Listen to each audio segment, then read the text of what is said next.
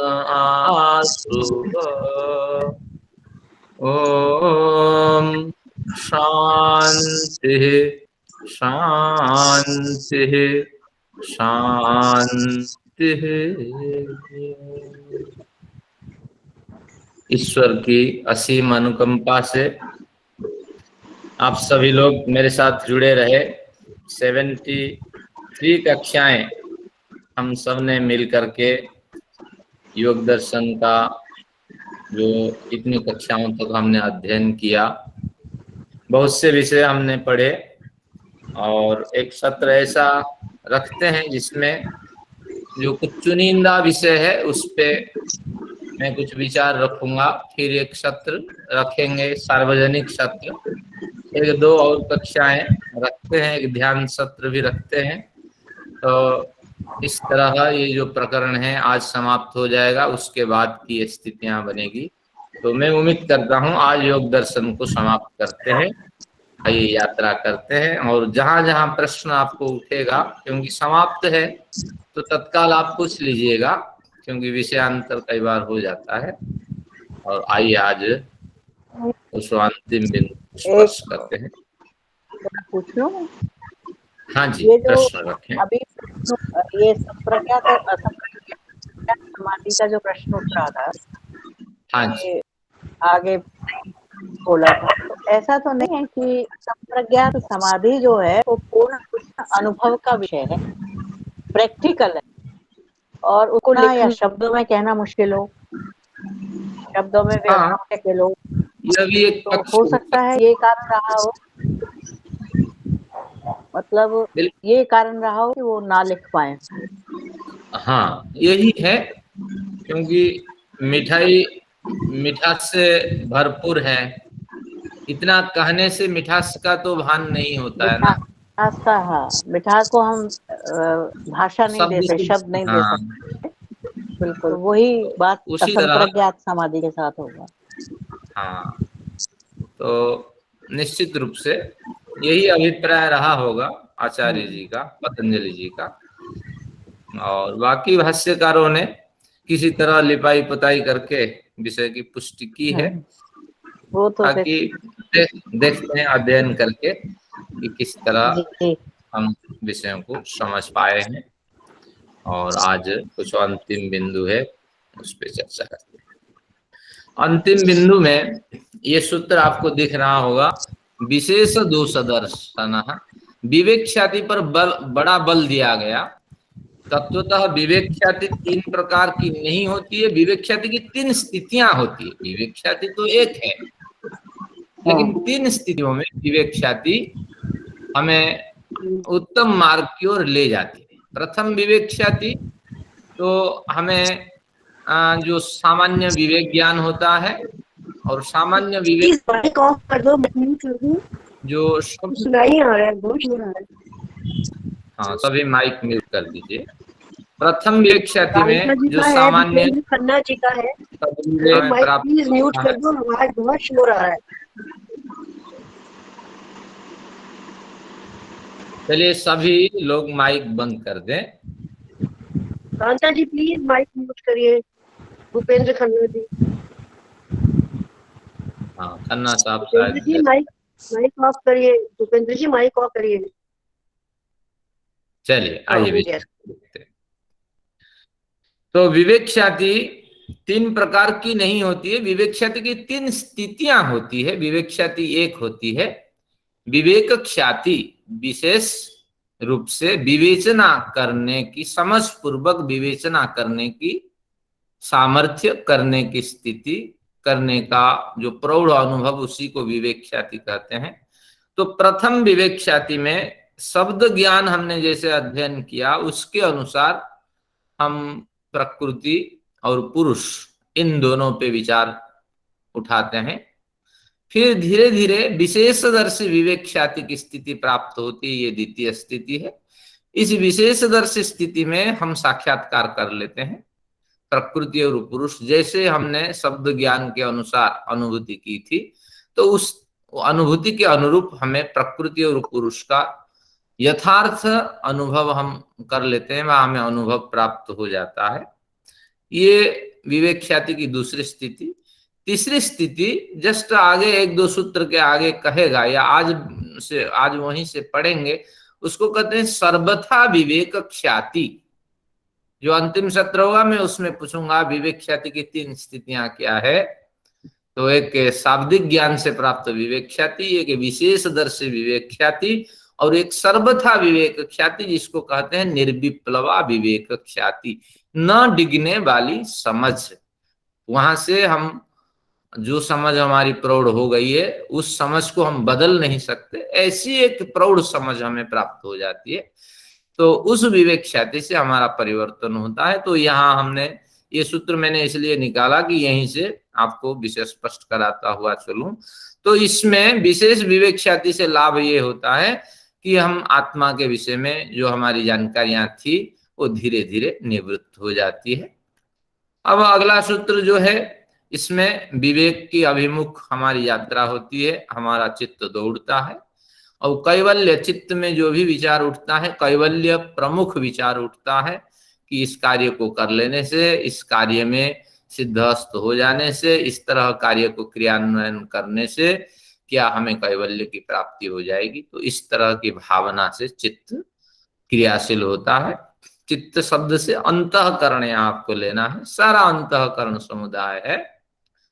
फिर उस विवेक ख्याति, द्वितीय विवेक ख्याति से तो युक्त है, तो उसी द्वितीय विवेक ख्याति के कुछ छिद्र होते हैं, क्योंकि जब तक साक्षात्कार तो हमेशा बना नहीं रहेगा, क्योंकि अभी आप धर्म मेघ समाधि आदि स्थिति को प्राप्त नहीं किए हुए हैं। जब नहीं किए हुए होते हैं तो कभी साक्षात्कार होता है, तभी तक आप उत्तम विवेक ख्याति से युक्त हो जाते हैं।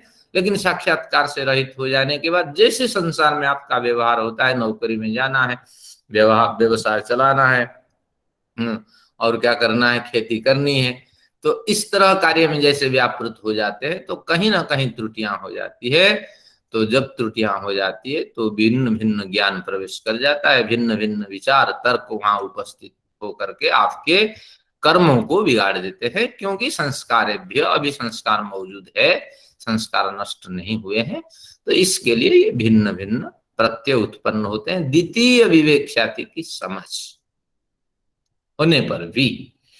अब फिर क्या कहते हैं कि हमें एक बेरहमी से बड़ी कठोरता के साथ हानम एसाम, इनका हान कर देना चाहिए, इनकी हत्या कर देनी चाहिए, इनको रोक देना चाहिए। जैसे क्लेशों को आपने बेदर्दी के साथ विनाश कर दिया था, अभी क्लेश विनाश नहीं हुए हैं। अभी क्लेश का विनाश का मतलब अदर्शन हुआ है, छिपे हुए हैं क्लेश, अविद्या अस्मिता राग द्वेष अभिनिवेश अभी छिपे हुए हैं, छिपे पड़े हैं। तो जैसे क्लेशों के बारे में हमने बड़े सूत्र अध्ययन किए थे, तो इसी तरह उन्हीं सूत्रों के बल पर, उन्हीं नियमों के आधार पर अब जो विघ्न उठ रहे हैं द्वितीय विवेक ख्याति के समय में, उस समय, तो उनका भी धीरे धीरे उसी तरह विनाश करें। क्लेश हो, संस्कार हो, और उससे उठने वाले वासनाएं हो, उठने वाली वासनाएं हो, सबका विनाश क्लेशों को विनाश करने के समान है। किन किन साधनों से होंगे देखिए, तप स्वाध्याय ईश्वर प्रणिधान से, मैंने उन दिनों नोट कराया था, फिर ध्यान समाधि से, और फिर क्या है, विवेक वैराग्य और अभ्यास के बार बार आचरणों से। तो इस तरह बड़े सूत्र उन दिनों मैंने 5-7 लिखवा दिए थे, तो उसको आपको अभ्यास करना है। अब आगे आते हैं, यहीं से आज का प्रकरण शुरू है, 29 से 34 तक यात्रा होगी।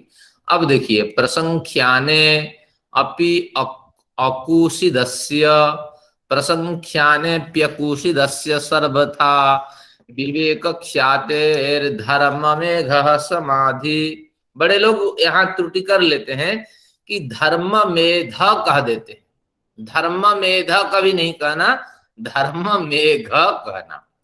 ये क्या कहना चाहते हैं कि धर्म मेघ समाधि की प्राप्ति होती है, यानी आपकी समाधि नहीं लगती है, आपका जीवन ही धर्म मेघ बन जाता है।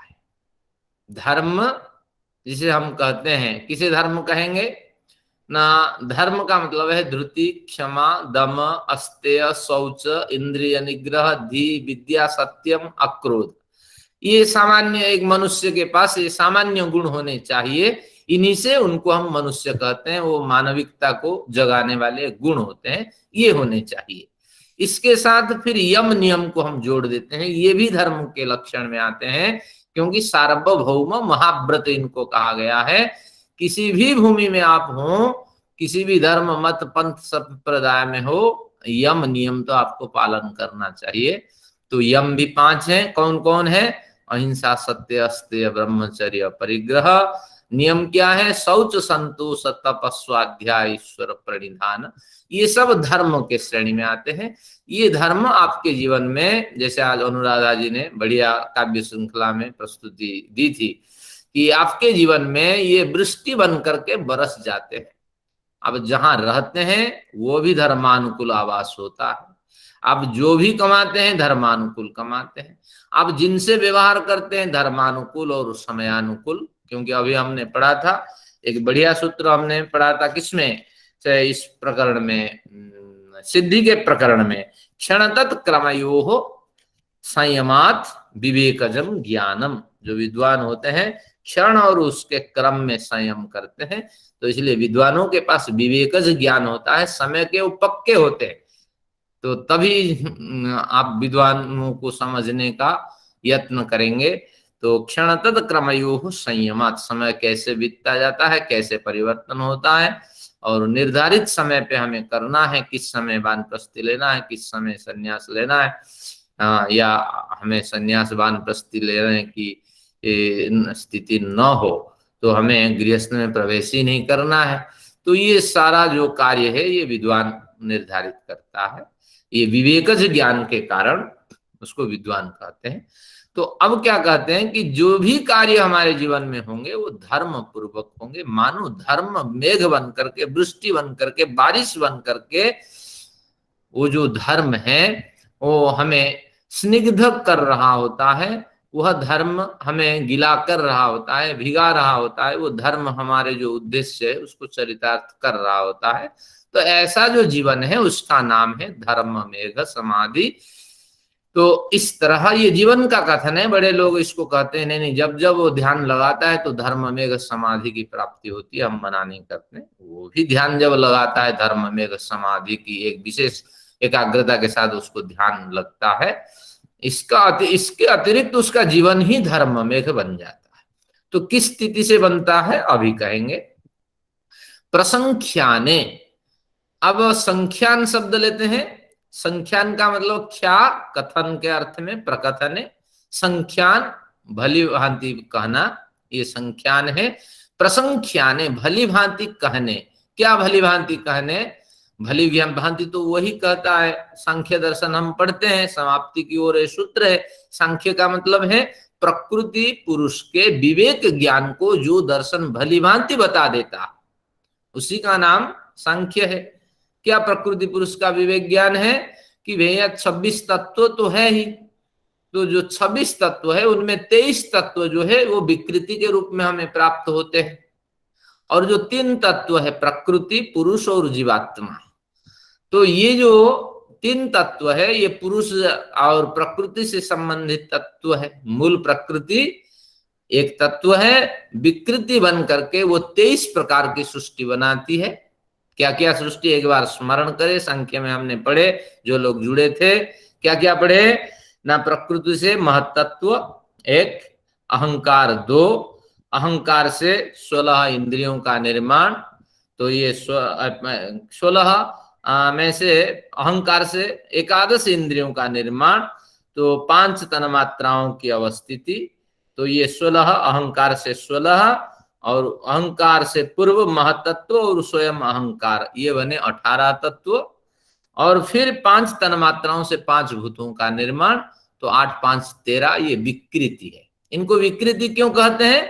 कि विशेषेण क्रियन्ते इमानी भूतानि, यानी विशेष प्रयोजन से जीवात्मा को भोग अपवर्ग देने के उद्देश्य से विशेष प्रकार से सोच समझ करके इनका निर्माण किया जाता है, तो इसलिए इनका नाम विकृति है। तो 23 विकृति है और 1 प्रकृति है, तो ये हुए 24, और 1 जीवात्मा पुरुष, 1 परमात्मा पुरुष, ये 24 2 26 है।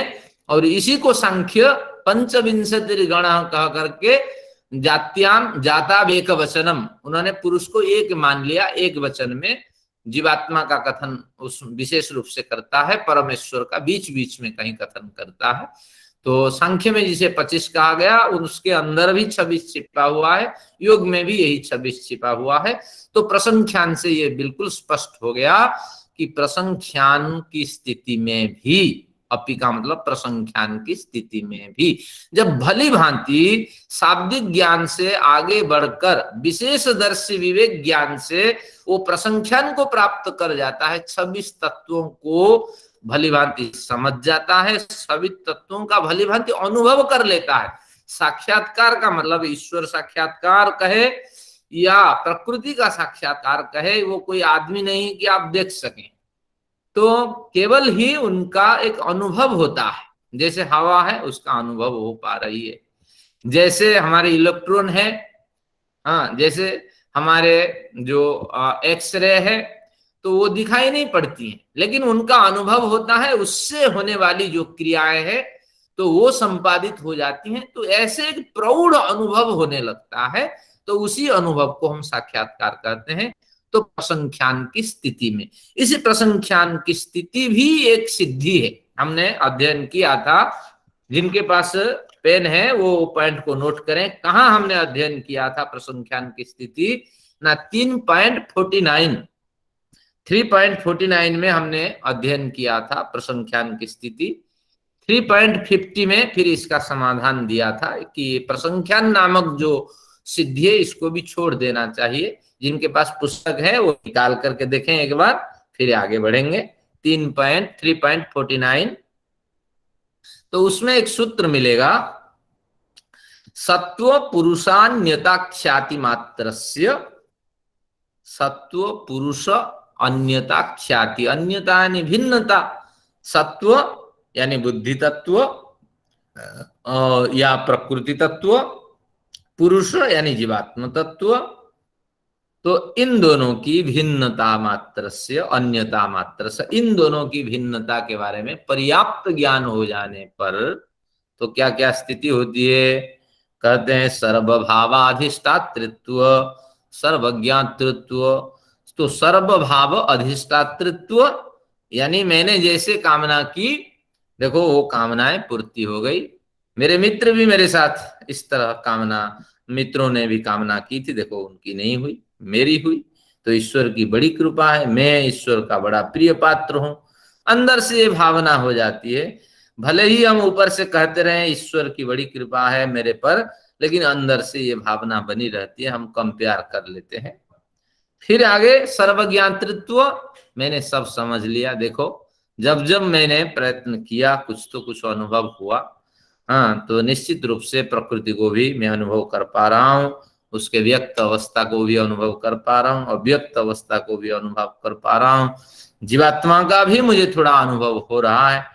तो इस तरह सर्वज्ञातृत्व नामक सिद्धि मिल जाती है, अगर सत्व पुरुषान्यता ख्याति मात्र की सिद्धि हमें मिल जाती है, तो उसी को प्रसंख्यान सिद्धि कहते हैं।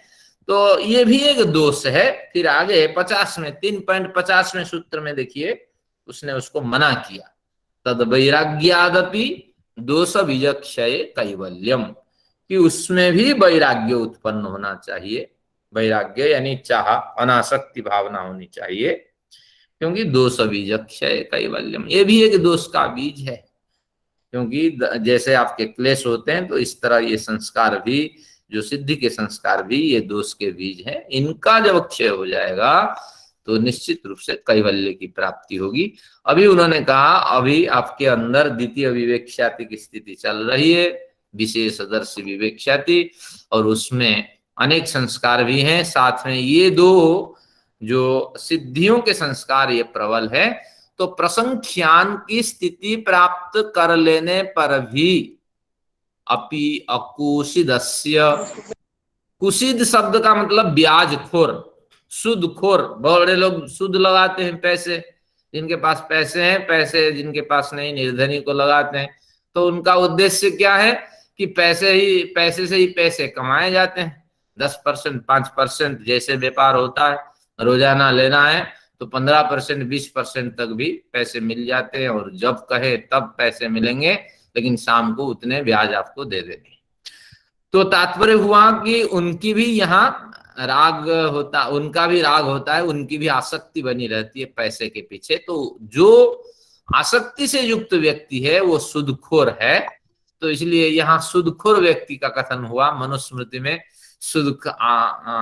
कुसीद शब्द का बड़ा प्रयोग हुआ है। तो कुसीदस्य पहले करते हैं, यानी कुसीद ब्याजखोर, सूदखोर व्यक्ति को कुसीद कहा गया।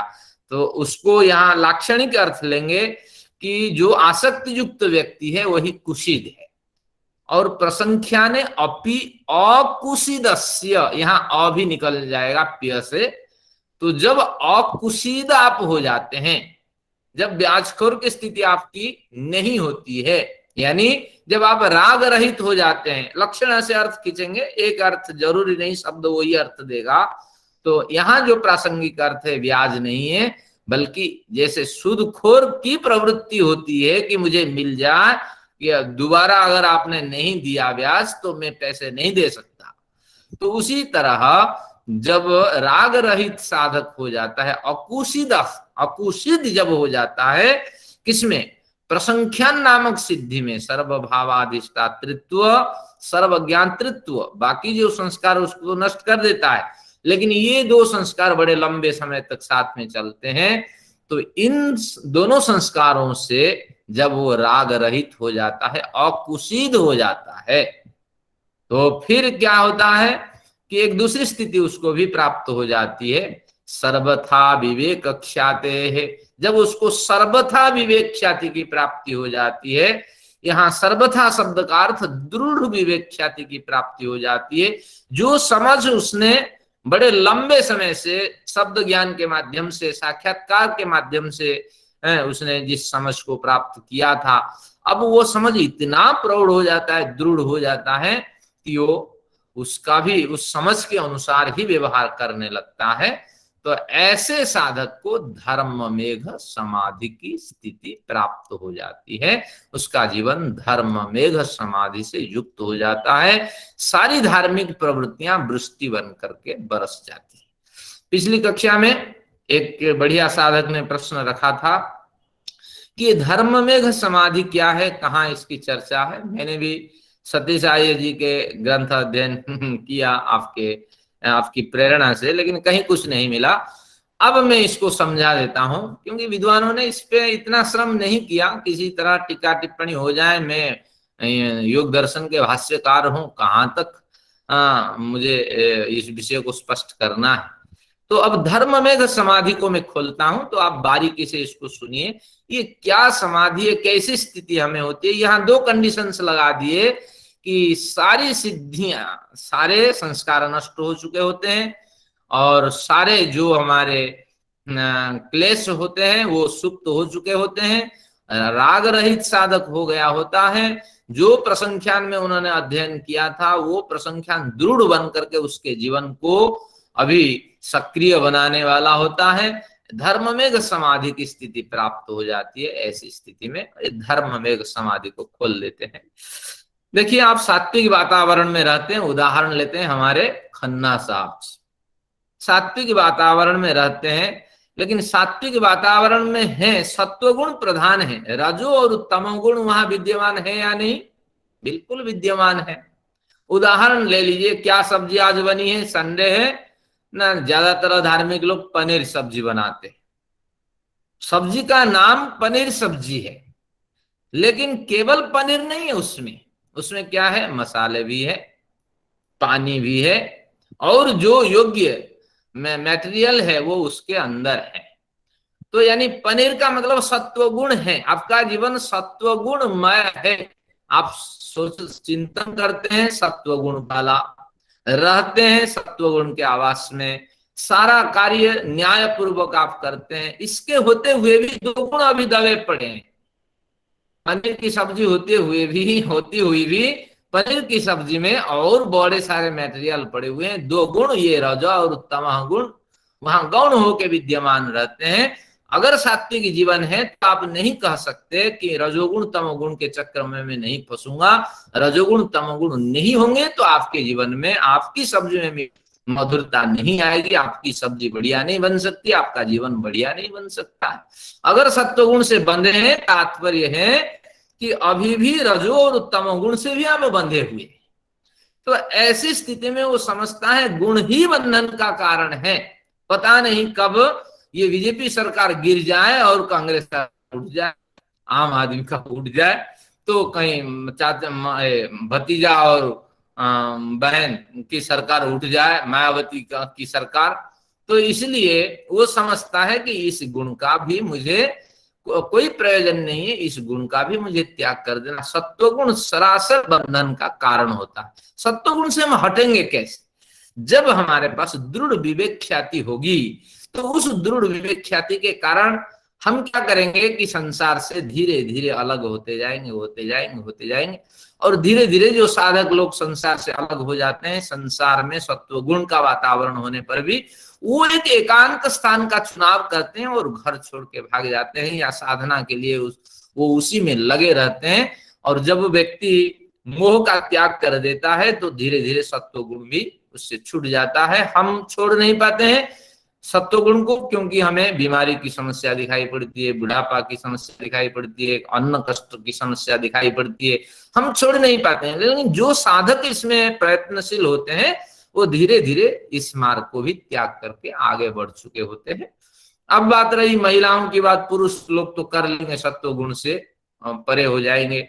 लेकिन जो महिलाएं हैं उनके लिए क्या है कि उनके लिए भी यही नियम है, नियम सार्वत्रिक है, लेकिन वो घर में रह करके जैसी स्थिति है थोड़ी थोड़ी अगर इसमें थोड़ा सा सुधार अगर कर सकें, थोड़ी थोड़ी अनासक्ति की भावना ला सकें और अपने लिए अलग व्यवस्था बना सकें, और ताकि वो दूसरों के सहारे न रहें, तो किसी तरह जैसी वातावरण आपके साथ है तो उस वातावरण से कुछ समय आप निकाल सकें आत्म कल्याण के लिए, तो ऐसी स्थिति में भी आप साधना कर सकते हैं। मनुस्मृति आदि में महिलाओं को सन्यासी आदि की स्थिति में जाने के निषेध है, क्योंकि परिस्थितियां अब बिगड़ रही है। लेकिन जहां सुधार है, संभव है, वहां आप ये ब्रह्मचर्य सन्यास आदि आप ले सकते हैं। बिना सन्यासी के सत्वगुण से आप रहित नहीं हो सकते। तो ये कथन जो मैंने कहा, ये सत्वगुण से रहित होने का कथन है, गुण भी बंधन है। अब आते हैं प्रकृति और पुरुष की बात करते हैं। जो प्रकृति है उसके दो स्वरूप है, एक के व्यक्त स्वरूप है, एक अव्यक्त स्वरूप है मूल प्रकृति। सत्वरज तम गुण जो है वो smallest particle of the world, इस तरह हम कहते हैं विश्व की सबसे ये लघुतम जो पार्टिकल है, कण है, वो सत्वरज तम है। लेकिन वो सत्वरज तम जो है वो दो प्रकार की सृष्टि बनाती है, एक व्यक्त सृष्टि, एक अव्यक्त सृष्टि। तो मूल प्रकृति, महतत्व, अहंकार तक ये अव्यक्त रहती है। अब फिर अहंकार के बाद फिर उसका विकास होने लगता है, 16 गणों का वो निर्माण कर देता है। 16 गणों में से एकादश इंद्रिय, 5 तन्मात्राएं, फिर वहां से 5 6 5 11 21 तत्वों को जन्म दे देता है महतत्व। तो इस तरह महतत्व से फिर ये व्यक्त सृष्टि बनती है। तो व्यक्त सृष्टि हो या अव्यक्त सृष्टि हो, धर्ममेघ समाधि में पहुंचा हुआ साधक समझता है जैसे सत्व गुण भी त्याज्य है, गुणों तीनों गुणों में बंधने का वो सत्व गुण कारण है, तो उसी तरह व्यक्त सृष्टि भी त्याज्य है, क्योंकि ये जड़ सृष्टि है और हमें भ्रमित करने वाली है। अव्यक्त सृष्टि भी त्याज्य है, उससे हमें कोई बड़ा फायदा नहीं। अव्यक्त सृष्टि में अगर हम ध्यान लगाते हैं, अभी आगे जैसे आपका प्रकरण आएगा तो अगर पढ़ते हैं आप, क्या ना इसको अभी क्या चल रहा है, जो आपका ईशोपनिषद, उसमें आएगा कि अव्यक्त सृष्टि भी हमें दुख देने वाली है, व्यक्त सृष्टि भी हमें दुख देने वाली है। तो अव्यक्त सृष्टि की बात अगर करते हैं तो वहां भी हमें कोई बड़ा फायदा नहीं है, ये अचेतन है और अचेतन होने के कारण जड़ है और ईश्वरीय प्रेरणा से भोग उपलब्ध कराती है, ये एक साधन है। तो हमें तो आगे बढ़ते रहना है, इन साधनों में कब तक हम चिपके रहेंगे। तो इसलिए व्यक्त और अव्यक्त सृष्टि के प्रति अनिच्छा भाव उसकी उत्पत्ति हो जाती है साधक की। सत्व गुण के प्रति अनिच्छा, व्यक्त अव्यक्त सृष्टि के प्रति अनिच्छा। अब आते हैं जीवात्मा के प्रति भी अनिच्छा उत्पन्न होती है। क्यों? क्योंकि जीवात्मा अल्पज्ञ है।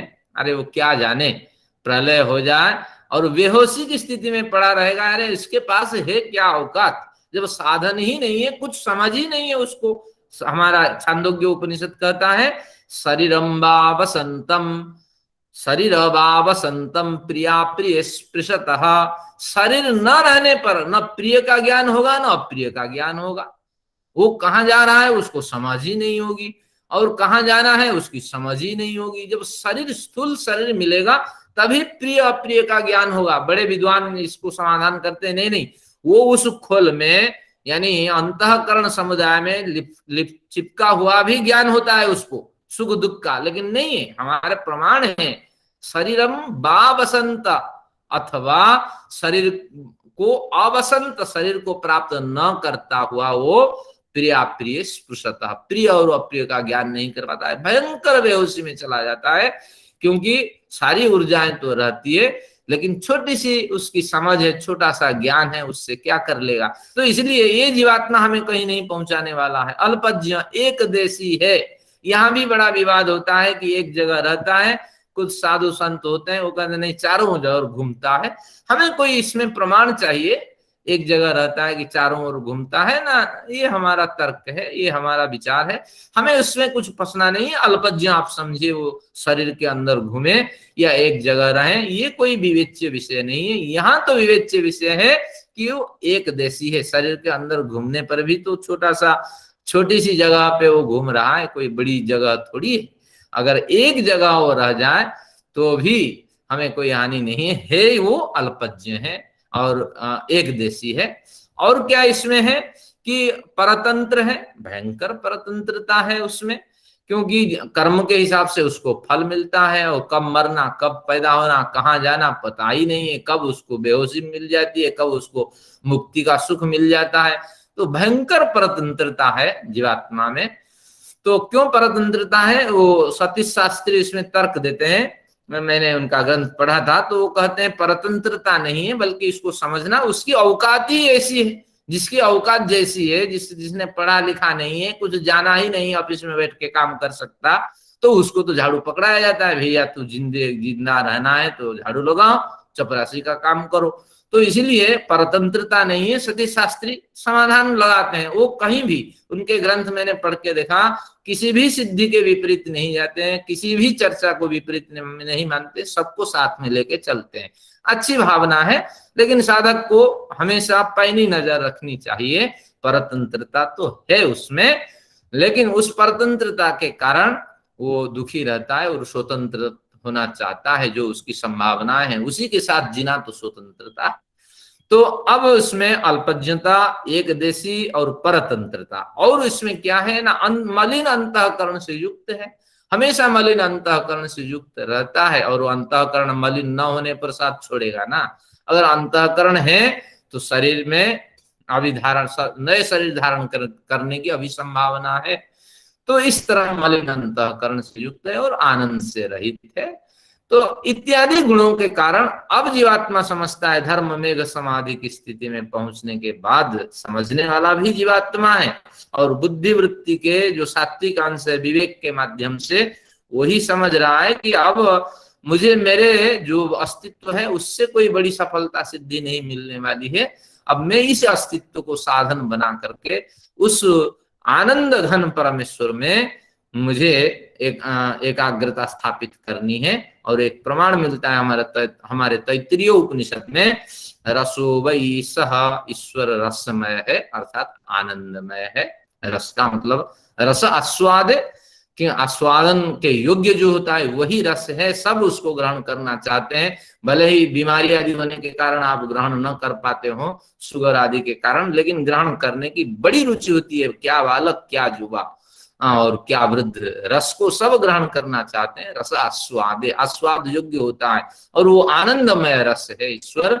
फिर कहते हैं रसो ह्यवायम लब्ध्वा नंदी भवति, अयम जीवात्मा, यह जीवात्मा उस रस को प्राप्त करके आनंदित होता है और अनंत समय तक, बड़े लंबे समय तक आनंद में रहता है।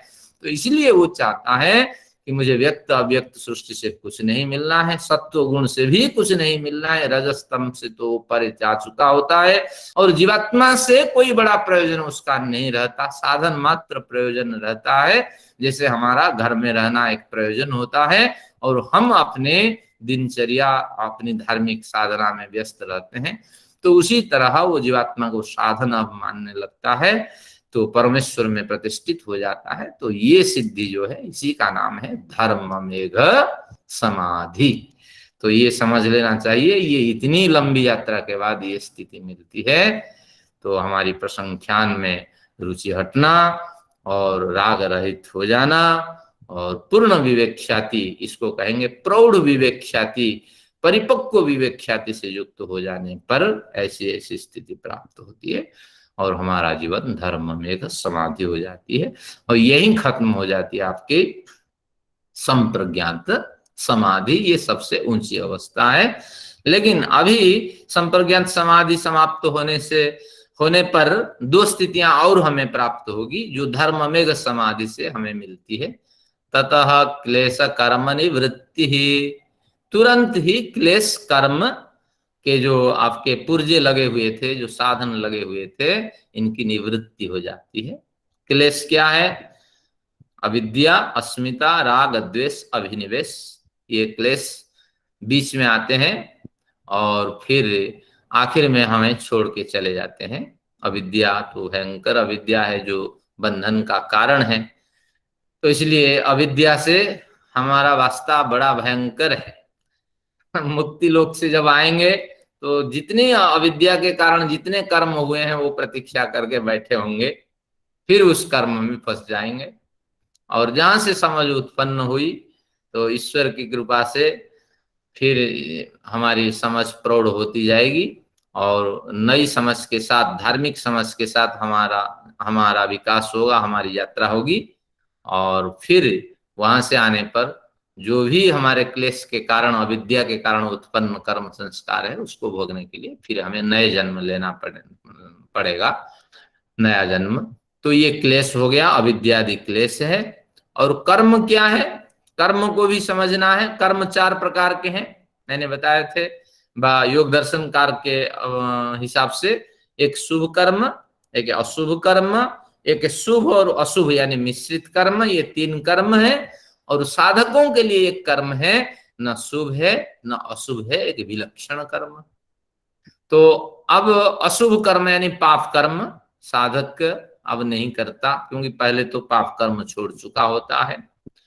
लेकिन अब क्या करता था कि जब तक धर्म में समाधि नहीं मिलती थी, कुछ सकाम पुण्य कर्म भी कर देता था। सकाम पुण्य कर्म यानी देखो, मुझे भी, मेरा भी लाभ हो जाए, तुम्हारा भी लाभ हो जाए, तो इस तरह पुण्य कर्म भी कर लेता था। सकाम कामना पूर्वक मुझे मान मिले, प्रतिष्ठा मिले, सम्मान मिले, मुझे लोग साधु कहें, हाँ, तो निश्चित रूप से इस तरह बड़ी ऊंची स्थिति पहुंचने पर भी ये छोटे मोटे सकाम कर्म भी उसके द्वारा हो जाते थे। उसी कर्म के कारण फिर उसका अगला जन्म निर्धारित होता था। तो सकाम पुण्य कर्म भी नहीं करता, सकाम पुण्य कर्म भी जन्म देने वाला है।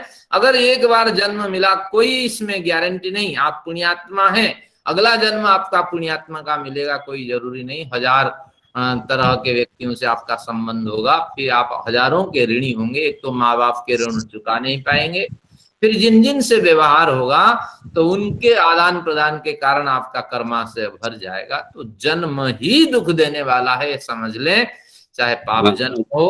आचार्य जी, हाँ जी, आप जो बता रहे थे कि मोक्ष काल के उपरांत जब दोबारा पुनः आएगा तो अविद्या के संपर्क में आके पुनः हो, लेकिन जो मोक्ष काल से जब छूट के आएगा तो उसका जो पिछला जो अनुभव है पूर्णतः विलुप्त हो चुका होगा।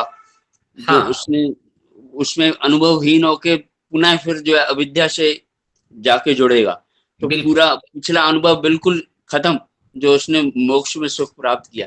बिल्कुल, मैं समझ गया। सामान्य व्यक्ति का जीवन मिलेगा। इसको फिर से। हाँ, मैं समझ गया। खन्ना साहब यही कहते हैं कि हम फूलों की क्यारी होके गुजरे, बड़ी खुशबू, चारों ओर हमारे वस्त्र कपड़े शरीर तन बदन खुशबू से मतलब भर गया। अब हम जब गुजरे आसपास के मकान में, आसपास के लोगों के पास, तो हमने देखा है कि स्वाभाविक रूप से 5 मिनट तक सुवासित सुगंधित हम रहते। तो मुक्ति की सुगंधित से जब हम वापस आए तो कुछ ना कुछ संस्कार तो वहां से भी हमारे साथ आने चाहिए। यही खन्ना साहब का अभिप्राय है। लेकिन ग्रंथकार बड़ी बेरहमी से कहते हैं नहीं, क्योंकि जितने हमने उत्तम कर्म किए वही भोग लिए होते हैं, और आपकी एक सीमा होती है भोग भोगने की, और ईश्वर को पता है कि इसके बाद आपकी रुचि खत्म हो जाएगी। क्योंकि मनुष्य अल्पज्ञ है, तो अल्पज्ञ होने के कारण उसके सामर्थ्य भी सीमित है, और किसी एक व्यक्ति को बार बार हलवा खिलाया जाए, सुबह भी खिलाया जाए, शाम को भी खिलाया जाए, वो कहेगा कि किसी तरह यहाँ छोड़ छाड़ करके मुझे भागना है 2 दिन के बाद, क्योंकि हलवा खा खा करके दूसरी बीमारी तो अल्पज्ञ है। तो पहले पहले तो उसको आनंद का बड़ा अनुभव होगा, और कुछ दिन तक होगा। तो जितने दिन तक होगा ईश्वर जानता है कि इतने दिन तक उसको ये मुक्ति लोक का जो आनंद है वो उसको बढ़िया लगेगा, और जैसे उसको पता लगेगा कि अब इसके आनंद नष्ट होने वाला है तो तुरंत वहां से धकेल देता है ईश्वर। फिर वो कहाँ आएगा? आचार्य जी, हाँ जी, ये बड़ी खराब बात है कि उसे फिर सामान्य जीवन ही मिलेगा। पिछले सारे उसके जो प्रयत्न है वो सब बेकार, मतलब उसको संस्कार भी नहीं है उसके। सामान्य जीवन भी नहीं मिलेगा, सामान्य जीवन भी नहीं मिलेगा। जो जीवन यहाँ छूट गया है वही जीवन मिलेगा जहां से उन्होंने यात्रा की थी। ये कुछ जो प्रवचक होते हैं उनके भिन्न भिन्न विचार होते हैं। वो कहते हैं वहां से आने पर सामान्य जीवन मिलेगा। सामान्य जीवन में तो पाप पुण्य बराबर है। अब जब तक हमने ग्रंथ अध्ययन नहीं किए थे तब तक हमने कितने कार्य किए, कितने गलत कार्य किए, कितने कुछ किए। तो इस हमारे पूर्व जन्म की कल्पना करें जहां से हमारी समझ उत्पन्न हुई, तो वहां का जो फल है निश्चित रूप से दुखदायी फल होना चाहिए। लेकिन आप कहेंगे कि मुक्ति लोक से जब हम इस नई समझ के साथ जा करके वापस आएंगे फिर हमें सामान्य जन्म मिलेगा, तो ये तो न्याय के विरुद्ध है। जो जन्म हमारा यहीं छूट गया है यही जन्म मिलेगा, फिर इसी लेवल पे आके आपको छोड़ देंगे। लेकिन वहां कोई हेर फेर ईश्वर नहीं करता कि आपको कुछ मुक्ति लोक में आने के कारण प्रायोरिटी दे दे, या आपके मतलब नया अनुभव के लिए फिर आपको कोई नया साधन दे दे। ऐसा कुछ नहीं। आपको हाथ पैर मारना है, अच्छाई मार्ग पे जाना है या बुराई मार्ग पे जाना है। जहां से हमारा जीवन बदला तो वहीं लाके फिर ईश्वर पटक देगा। तो ये ईश्वरीय व्यवस्था है। आते हैं अब एक और आचार्य, जब आप बता रहे थे कि जीवात्मा जो है वह भी उसको अनुभव बनाया जाता है कि मैं भी त्याज्य हूँ, मेरे को भी जो है अपने स्वरूप से कुछ नहीं होने वाला। जब ऐसी भावना आ जाती, लेकिन जीवात्मा को बिना आधार, तो स्वयं अपना आधार तो वही है, अपने आप को छोड़ कैसे सकेगा? ठीक वो है, तो जुड़ेगा, अपने आप स्वयं को तो छोड़ नहीं पाएगा। बिल्कुल। मैंने छोड़ने की बात नहीं कही, मैंने कहा साधन उसको बनाएगा। वेदांत दर्शन के 2य अध्याय में हम पढ़ेंगे जीवात्मा उपास्य नहीं है, साधन के तरह व्यवहार्य है। जीवात्मा की हम उपासना नहीं करेंगे, इससे कुछ नहीं मिलने वाला है, इतनी सामर्थ्य नहीं। लेकिन साधन के रूप में इसको अपनाकर हमें ईश्वर में ही शरणागति की चाह रखनी चाहिए। ये ठीक है, ये समझ आ गया। क्योंकि ईश्वर के पास जो साधन है वो चाहता है, जीवात्मा के पास वो चाहता है सभी साधन पूर्ण विकसित हो जाए ना। तो उस पूर्ण विकसित हो जाने पर एक बढ़िया साधन मिलेगा, हम ईश्वर से जुड़ पाएंगे। ये अभिप्राय। आइए अब इसको खोलते हैं। ततः क्लेश नष्ट हो जाते हैं, और पुण्य कर्म नष्ट हो जाते हैं, पाप कर्म नष्ट हो जाते हैं, मिश्रित कर्म नष्ट हो जाते हैं। बड़े लोग पूछते हैं, पाप कर्म तो हम देखते हैं जो मनुष्य योनियों में होता है, पुण्य कर्माओं को भी देखते हैं जो बड़े प्रतिष्ठित साधु संत महात्मा होते हैं, लेकिन ये मिश्रित कर्म क्या है? तो मिश्रित कर्म की 3 परिभाषा है, आपको समझना क्या है। व्यवसाय करने वाला, नौकरी करने वाला और खेती करने वाला, ये सारे मिश्रित कर्म के लेवल पे आते हैं। और व्यवसाय करने वाले की भी दो स्थिति होती है, एक मिश्रित कर्म होता है और एक पाप कर्म होता है। अगर क्रूर व्यवसायी है, केवल लालचखोर है, तो उसके कर्म जो है पाप कर्म की ओर जाएगा।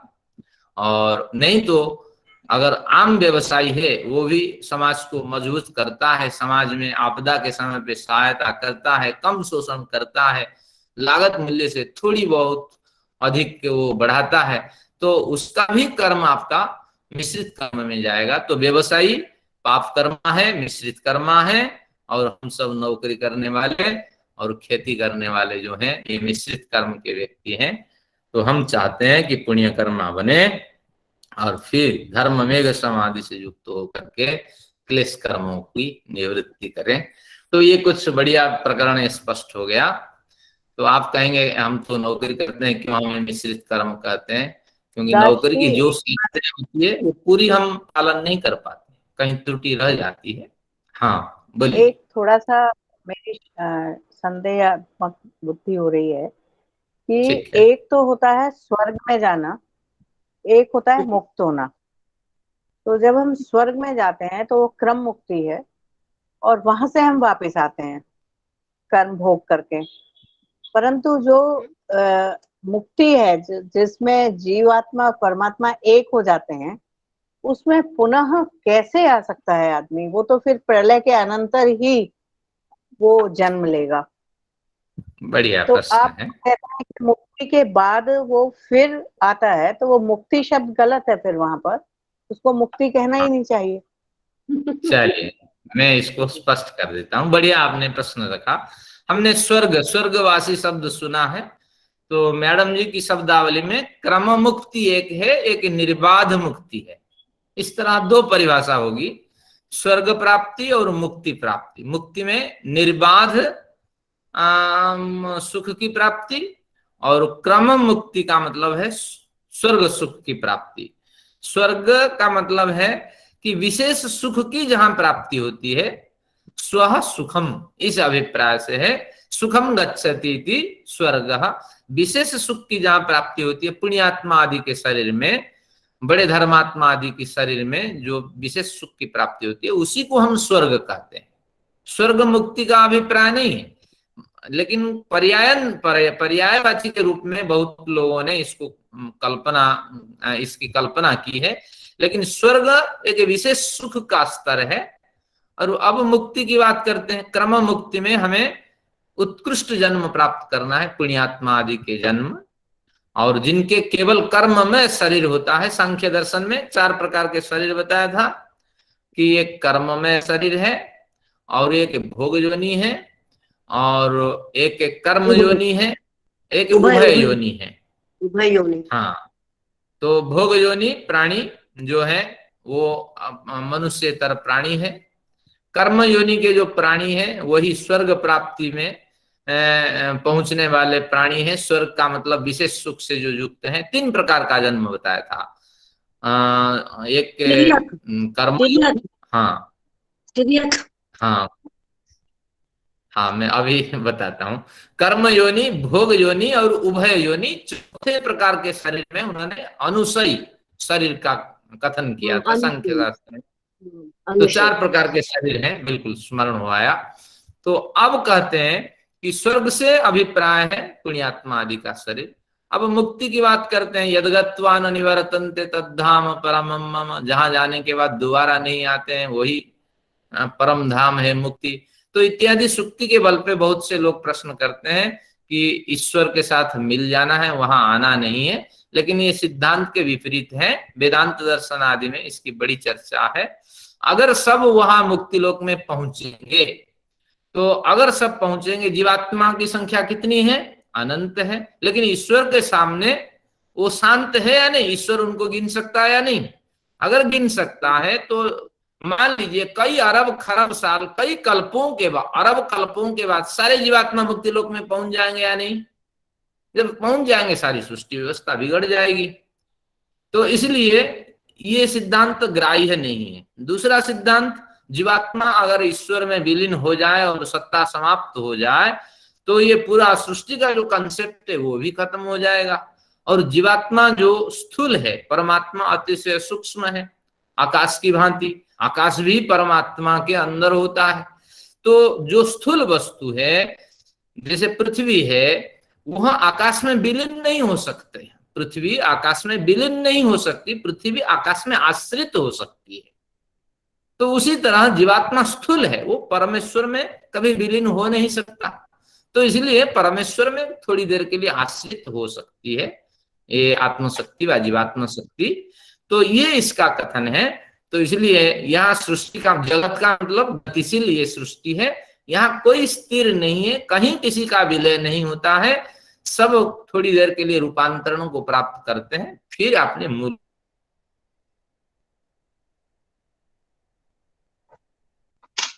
आचार्य जी आवाज चली गई। हाँ, आ जाएगी अभी। जाने के बाद हमारे जो विक्रांत साहब जी हैं वो बार बार पूछते हैं कि चित्त अभी वृत्ति रहित हो गया या नहीं। तो यहाँ वृत्ति रहित हो गया है चित्त।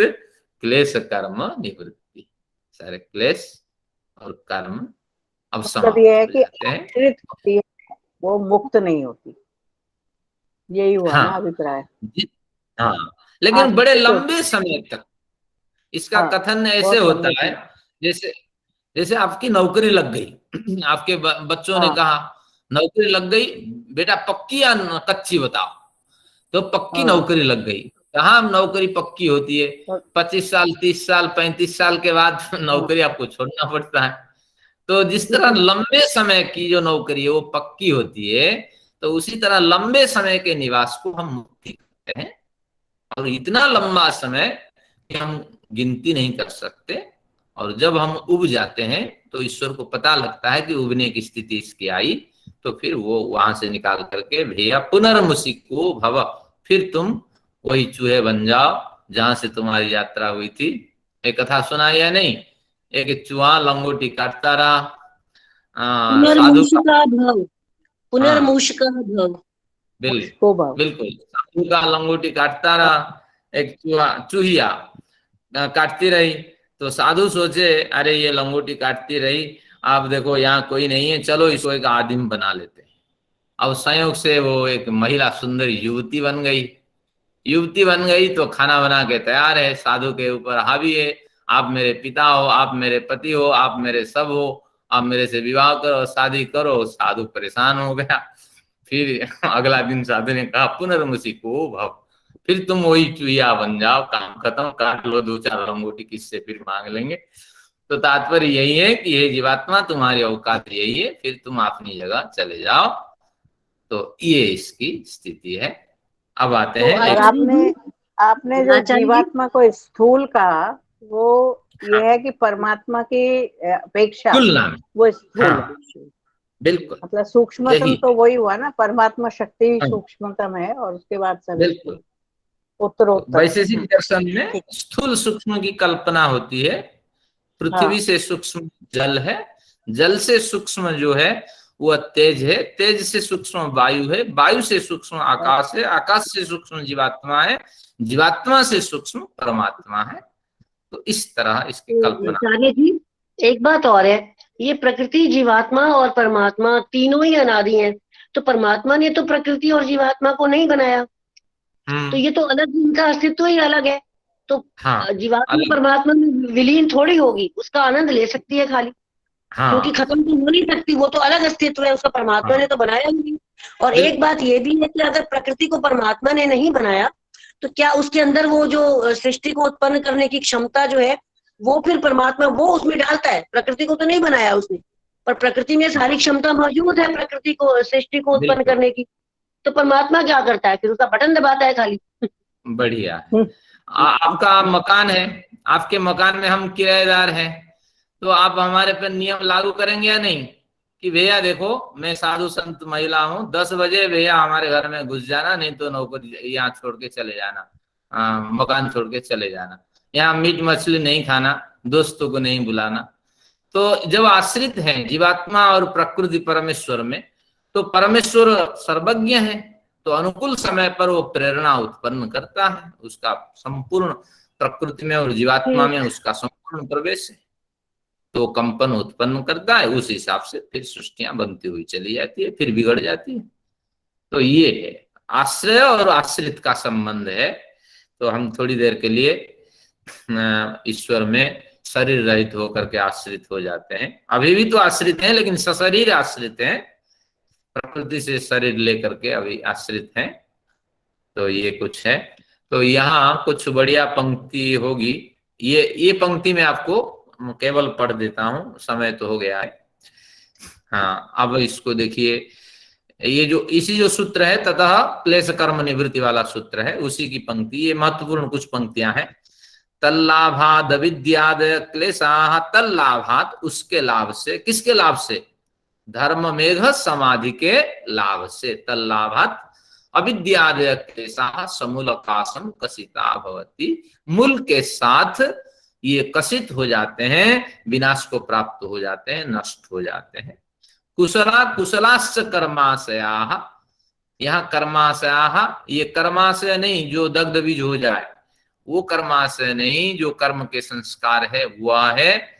या ये भी हो सकता है, यहाँ जो समूल हताः भवन्ति का मतलब है कि शिथिल हो जाते हैं, अगर वो भी कर्माशय मान लें तो कुशल से पुण्य कर्म, अकुशल से पाप कर्म, ये सारे पुण्य पाप कर्मों से भरा जो कर्माशय है वो समूल घातम हताः भवन्ति, पूर्णतः विनाश हो जाते हैं। विनाश तो नहीं होते हैं, शिथिल हो जाते हैं, दग्ध बीज हो जाते हैं, यह अभिप्राय है। क्लेश कर्म निवृत्तो जीवन्नेव विद्वान विमुक्तो भवति, जब क्लेश कर्म की निवृत्ति हो जाती है तो जिंदा हुआ व्यक्ति जीवन मुक्त कहलाता है। तो कस्मात क्यों कहलाता है? यस्माद् विपर्जयो भवस्य कारणम, भव यानी संसार का कारण है विपर्जय। हमने पढ़ा विपर्जयम मिथ्या ज्ञानम, योग दर्शन में पढ़ा था, मिथ्या ज्ञान ही संसार का कारण है। तो इसीलिए ये मिथ्या ज्ञान जब नष्ट हो जाता है तो फिर क्या होता है कि ये विद्वान जो है क्लेश कर्मों से निवृत्त होकर के जिंदा रहता हुआ भी मुक्ति के योग्य स्वरूप में वो विचरता है। अब इस पंक्ति के नीचे आप अंडरलाइन कर लीजिए, इसको हमेशा याद करते रहेंगे। न ही क्षीण विपर्जय, जिनका विपर्जय, विपर्जय के ऊपर एरो लगा के लिखिए मिथ्या ज्ञान। न ही क्षीण विपर्जय, जिनके विपर्जय क्षीण हो गया है वह व्यक्ति कश्चित कभी भी, केनचित किसी के द्वारा भी, क्वचित कहीं भी, नहीं जायते जायतः दृश्यते, वो व्यक्ति कहीं भी पैदा नहीं होता है जिसका क्षीण विपर्जय हो गया है, मिथ्या ज्ञान नष्ट हो गया है, सत्य ज्ञान और विशुद्ध ज्ञान से युक्त हो गया है, तो उसका कभी भी जन्म नहीं होता है। तो एक बढ़िया पंक्ति आगे शायद आएगी, ये हाँ आगे आएगी वो पंक्ति। तो अब इतना जाते जाते यही पंक्ति आपको याद रखना है, हमें क्षीण विपर्जय होना है, ज्यादा से ज्यादा मिथ्या ज्ञान को हटाते रहना है, अनेक विद्वानों को सुनना है, अनेक शास्त्र पढ़ना है ताकि मिथ्या ज्ञान हट जाए। और मिथ्या ज्ञान हट जाने पर हमारी जो साधना होगी परिशुद्ध साधना होगी, शुद्ध साधना होगी, तो उससे मुक्ति मिलेगी। तो आज ईश्वर को मंजूर नहीं था कि योग दर्शन को समाप्त करें। चलिए देखते हैं आगे एक कक्षा और लेते हैं, योग दर्शन को समाप्त करें। हमारी इंदिरा माता जी जो कहती हैं कि समाप्त न हो, हमारी इच्छा नहीं है, एक आदत बन गई है कि हमें समाप्त पसंद नहीं है। भगवान ने, मैंने कहा ईश्वर ने मेरी सुन ली है, मैं अब यही कहूंगी हमारी भी ईश्वर सुन लेते हैं, नहीं ये सिद्धि मिल गई मुझे भी। चलिए कक्षा की औपचारिक समाप्ति कर दी जाती है। मेरी कविता भी पूरी 75 हो जाएंगी, ये हाँ। 74 है, अगली क्लास में पूरा नंबर 75 हो जाएगा। वो भी एक अच्छी फिगर हो गई, इनको जाना 74 रहती वरना अब 75 हो जाएगी। चलिए, धर्म मेघ समाधि आज समझ में आ गई सबको। तो ये जीवन व्यापी हमारा व्यवहारिक जीवन ही धर्म मेघ बन जाता है। कितने सूत्र रह गए? 34 कुल सूत्र हैं, अभी 30 खत्म हुए शायद। अच्छा, ओहो, अभी तो 4 रहते हैं। हाँ, तो और कोई विशेष नहीं रहा। क्रम परिमाण समाप्ति है शायद, अभी क्रम परिमाण समाप्ति। हाँ, तो अगले सूत्र में वो बताएंगे केवल इतना कि 3 तरह के आपके तो नष्ट हो गए कर्म, लेकिन एक कर्म अभी भी आपका होगा, जो अशुक्ल अकृष्ण कर्म न पाप